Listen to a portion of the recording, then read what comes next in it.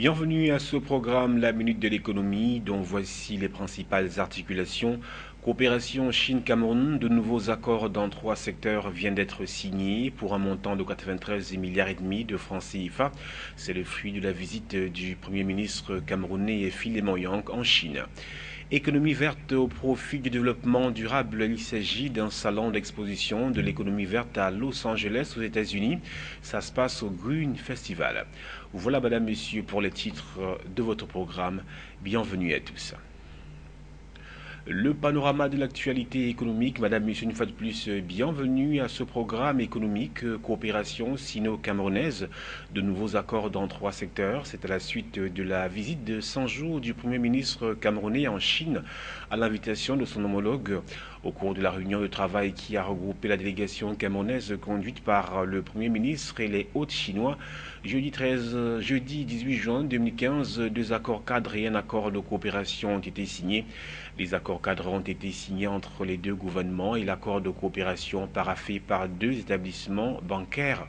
Le premier accord portant sur un don sans contrepartie d'une valeur de 100 millions de yuan, soit 1 milliard de francs CFA, a été signé par le ministre de l'économie, de la planification et de l'aménagement du territoire Emmanuel Ngannou Messi et son homologue chinois. L'argent est destiné aux études de faisabilité pour la construction du nouveau siège de l'Assemblée nationale camerounaise et aux travaux de réhabilitation des hôpitaux de Guilher dans la région du Nord et de Balmayo dans le centre selon le Minepat. Le deuxième accord implique le financement de la mise en place d'un réseau informatique pour l'enseignement supérieur. Le montant de la transaction s'élève à 935 millions de yuan, soit 93 milliards et demi de francs CFA. Parlons de toute autre chose à présent, de gaz domestique précisément. La consommation de ce produit au Cameroun a cru de 14% en 2014, selon les chiffres que vient de révéler la Caisse de stabilisation des prix des hydrocarbures CSPH. Cette augmentation de la consommation nationale, selon le régulateur du marché des produits pétroliers raffinés, a induit un soutien financier de 28,3 milliards de francs CFA. Cette somme, selon la Caisse de stabilisation des prix des hydrocarbures, représente 67,63% des charges sur activité ordinaire de l'organisme. En effet, plus de 80% du gaz domestique consommé au Cameroun est importé. L'unique raffinerie camerounaise, la Sonara, préférence consacrée à la production du pétrole, du gazoil et du pétrole en pan. Afin de réduire le volume sans cesse croissant de la subvention à la consommation du gaz domestique au Cameroun, le gouvernement a procédé mi-2014 à une révision à la hausse du prix de la bouteille de gaz de 12 kg qui est alors passé de 6 000 à 6 500 francs CFA. Ce fut la première augmentation depuis 2006.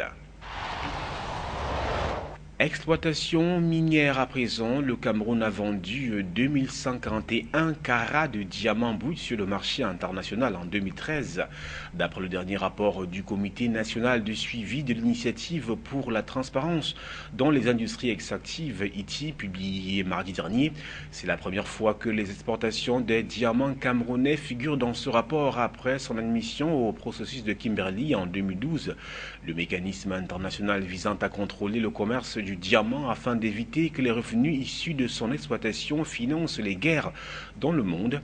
La première société minière à recevoir du secrétariat du comité local du processus de Kimberley l'onction pour l'exportation des diamants camerounais est CNK Mining, une entreprise coréenne qui a exploré le gisement de Mobilon dans la région de l'Est. CNK Mining empêtré dans un scandale boursier lié à la surévaluation du potentiel de ce gisement camerounais de niveau mondial, a cédé la majorité de ses actifs sur ce gisement à un investisseur sino-américain. Toujours sur le plan national, nouvelle flambée des prix, des prix bord des champs du cacao camerounais. Il y a un mois de la fin de la campagne cacaoyère 2014-2015 au Cameroun, en juillet prochain, le prix bord champ du kilogramme de fèves dans les bassins de production du pays atteint 1530 francs CFA en ce mois de juin, contre une moyenne de 1200 francs CFA seulement au cours du mois de mai 2015, selon les pointages du système d'information l'adaptation des filières CIF. Selon l'analyse de Como d'Africa, cette nouvelle progression des cours du cacao dans le pays est la conséquence de la faiblesse de l'offre. En effet, l'on s'achemine vers la fin de la campagne et la plupart des producteurs ont déjà écoulé leurs produits. Les rares cargaisons restantes s'achètent alors à prix d'or. Pareille embellie avait déjà été observée en début d'année 2015 à cause principalement de la saison sèche qui facilite les approvisionnements et induit une concurrence plus rude entre les acheteurs. Mais à cette période-là, le kilogramme de fèves était cédé à 1220 francs CFA contre 1000 francs CFA en début de campagne et 1530 francs CFA actuellement.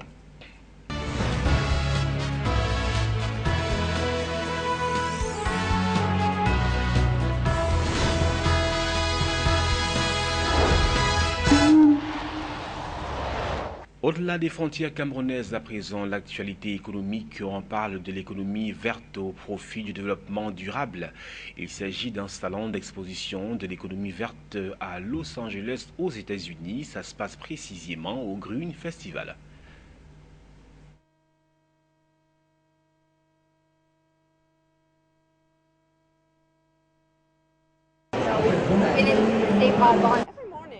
Chaque matin, on peut prendre une décision. En gros, ce qu'on va mettre dans son assiette ou dans son sac de courses. Ici, au Green Festival, c'est une opportunité idéale de voir qu'il y a énormément de produits qui permettent de jouer vert, de manger vert et de vivre vert.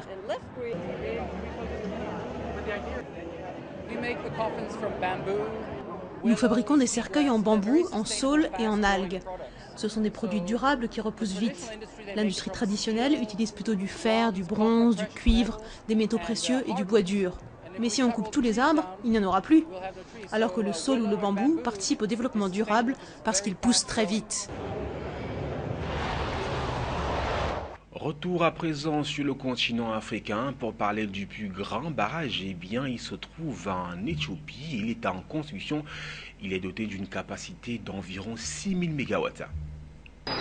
À Gouba, dans la corne de l'Afrique, sort de profondeur le plus grand barrage du continent. D'une capacité prévisionnelle de 6000 MW, les travaux du grand barrage de la Renaissance éthiopienne évoluent. La réalisation de cette infrastructure économique a nécessité une déviation du Nil bleu sur 500 mètres. Ce projet bénéficiera autant au pays en amont qu'à l'Éthiopie. Ça sera 50-50. Le bénéfice sera de 100%. Les pays en amont en profiteront aussi. Comment? Cette structure servira de rempart contre les inondations. Nous construisons ce barrage sur un affluent pour générer de l'électricité. L'Éthiopie rassure quant à la portée de ce projet. En régulant le débit toute l'année, il n'y aura aucun gaspillage dû à ce barrage Grande Renaissance. Les études qui ont déjà été menées au Soudan montrent qu'en régulant le cours et sans construire de barrage hydroélectrique, ils pourront tirer jusqu'à 2600 gigawatts par an sans même construire de barrage. D'un coût global de 3,2 milliards d'euros, ce barrage est le témoignage de l'ardeur éthiopienne au travail. Nous investissons notre argent durement gagné. Nous ne faisons aucun compromis sur la qualité, sur la sécurité. Comme je vous l'ai déjà dit, nous respectons les standards, les codes, les règles internationales. Nous mettons en œuvre cette pratique, cette ingénierie, cette science. L'Égypte avait émis quelques réserves quant à la réalisation de ce barrage hydroélectrique. Ces réserves en eau dépendant essentiellement du Nil. En décembre dernier, le Soudan, l'Égypte et l'Éthiopie ont eu un entretien fructueux sur la question. Le plus grand barrage d'Afrique sera livré en 2017. Place à présent au chiffre du jour. Il est de 2141. Il symbolise le nombre de carats. Il s'agit concrètement de la quantité de diamants bruts exportés par le Cameroun en 2013. Avant de clore ce programme économique, le rappel de ses principales articulations, coopération Chine-Cameroun, de nouveaux accords dans 3 secteurs viennent d'être signés pour un montant de 93,5 milliards de francs CFA. C'est le fruit de la visite du Premier ministre camerounais Yan Filimon en Chine. Économie verte au profit du développement durable. Il s'agit d'un salon d'exposition de l'économie verte à Los Angeles aux États-Unis. Ça se passe au Green Festival. Merci à Yves Ansel Meta Dufault. Merci à vous, madame, monsieur, de nous regarder chez vous. Au revoir.